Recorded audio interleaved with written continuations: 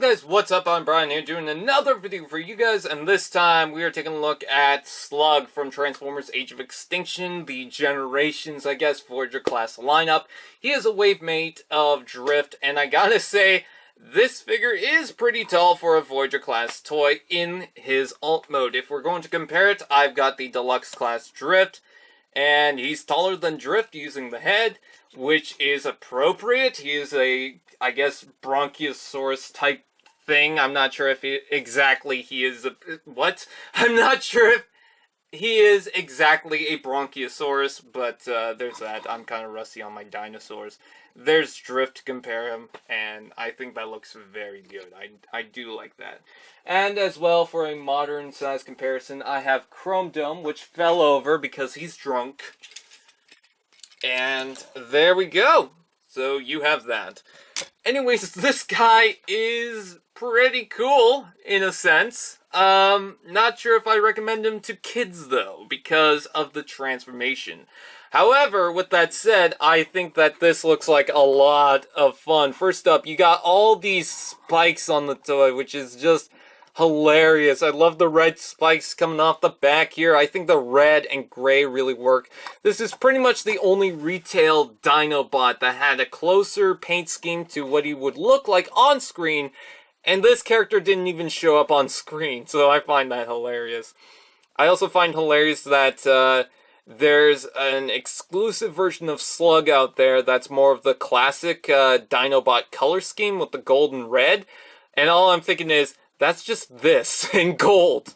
Or with gold, I should say. So, I don't really see the point in grabbing that when this is pretty close itself. So, there's that. I mean, some people are going to argue, well, the gold definitely makes it. I'm fine with that. But I just don't feel the need to get that when I already have this.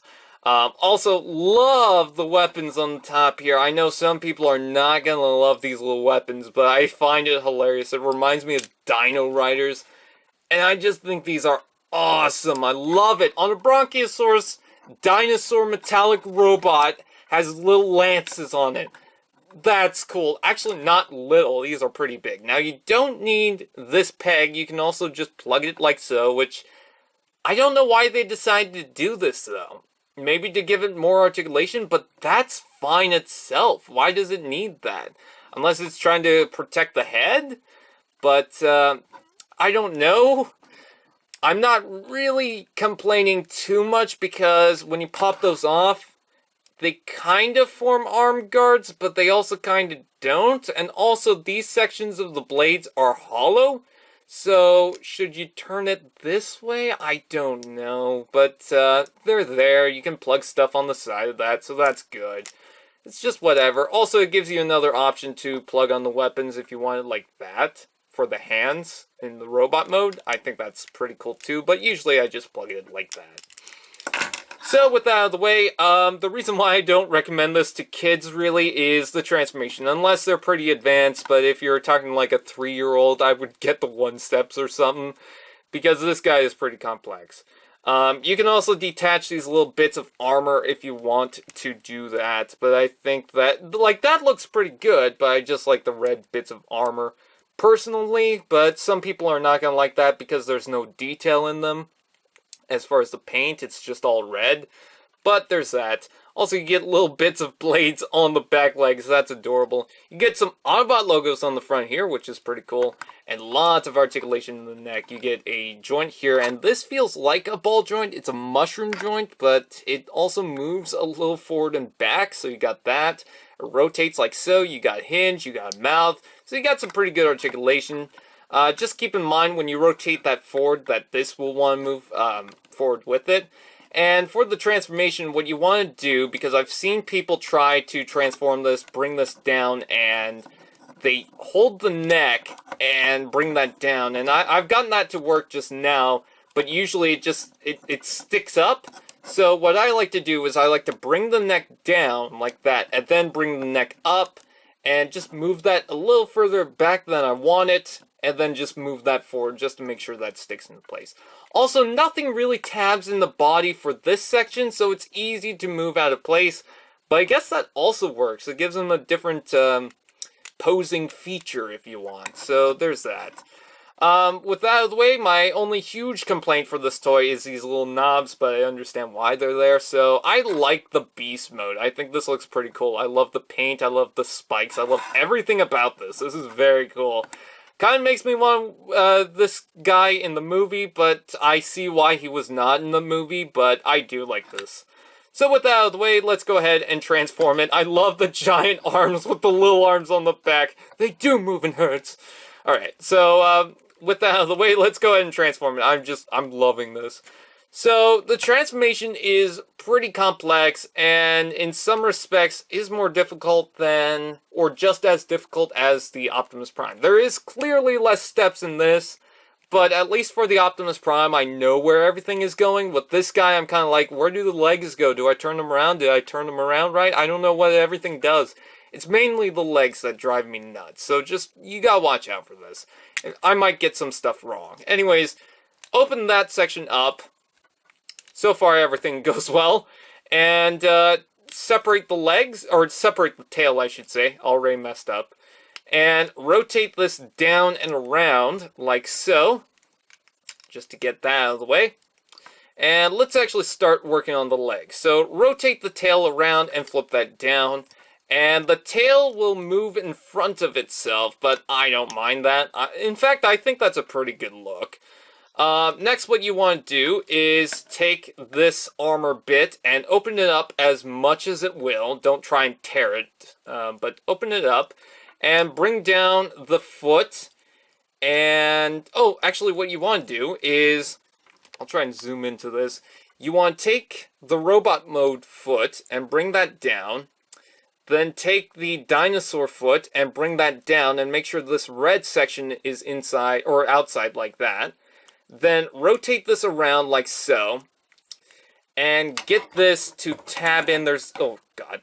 There's a couple of tabs on the back section here. And there's a little tab right there. And it will just fit in like so. There's a lot of joints going on right here. And then rotate the leg like so. Collapse the knee, and that will hold everything in place. And there you go. There's a lot going on with the legs. I'm not even gonna explain it again for this one. I'm just gonna transform it.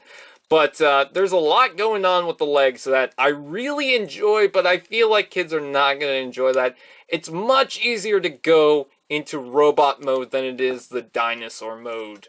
At least for me. And there's a lot of times where I go, where does this go? And I mess up and I have to turn things around, but then I messed up again and I have to turn it back around. And then the second time I had it right, so I turn it around, but then again you have to turn it around. It's just so much turning.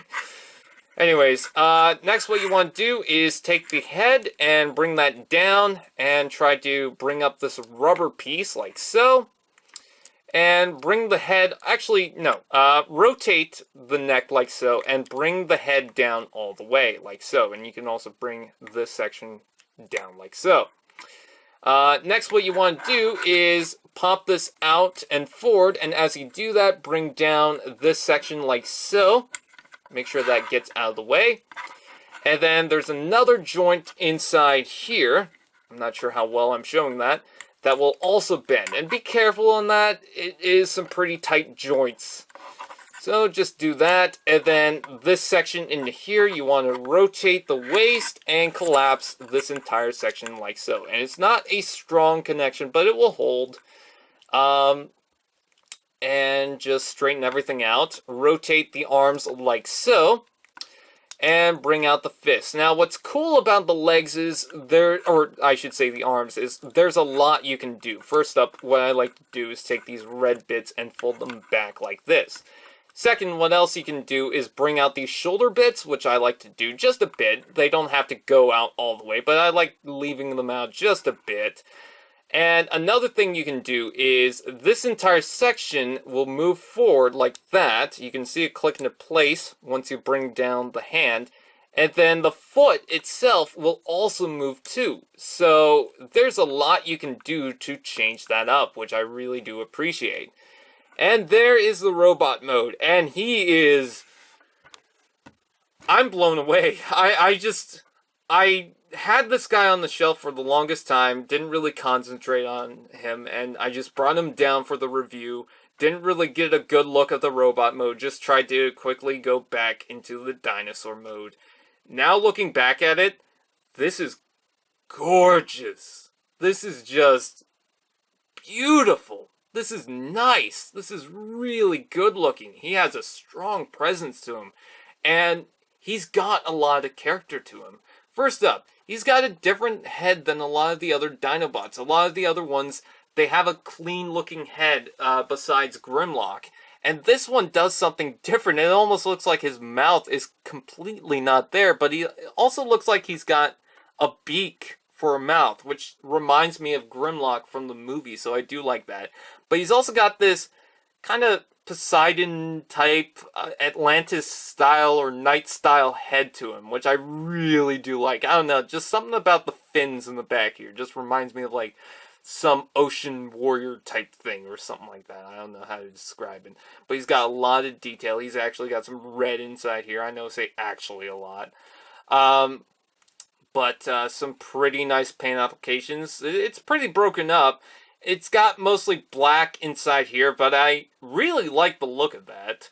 Lots of good articulation. The only thing that I'm going to really complain about for the robot mode. Every other complaint that I have with the toy, I would have been fine with. I mean, this doesn't plug in all the way. Or does it? Does it have a little tab that plugs in? No, it doesn't. And then the back section doesn't really want to stay in place. It looks like this is supposed to tab into the back, but it doesn't want to. There's a lot of kibble on the back. I don't mind that. The one complaint I have is the wrists don't rotate. Now, for for a lot of Age of Extinction figures, I don't understand why they didn't have wrist articulation or have the wrist in the right way. For this guy, I think I'm fine with it. I think because it's a much older figure, I've gone to live with it. Or I've learned to live with it, I should say.